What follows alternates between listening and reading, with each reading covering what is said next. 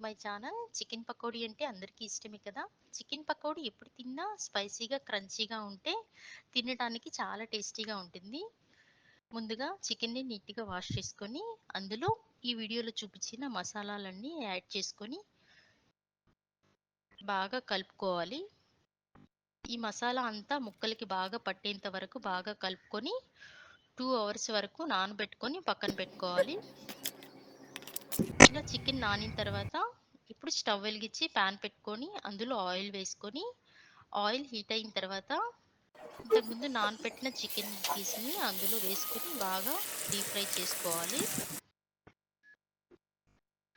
ఇలా బాగా ఫ్రై అయిన తర్వాత అందులో కరివేపాకు, పచ్చిమిర్చి కూడా వేసుకొని రోస్ట్ చేసుకొని ప్లేట్లోకి తీసుకొని ఆనియన్స్తో సర్వ్ చేసుకుంటే చాలా టేస్టీగా ఉంటుంది. థ్యాంక్స్.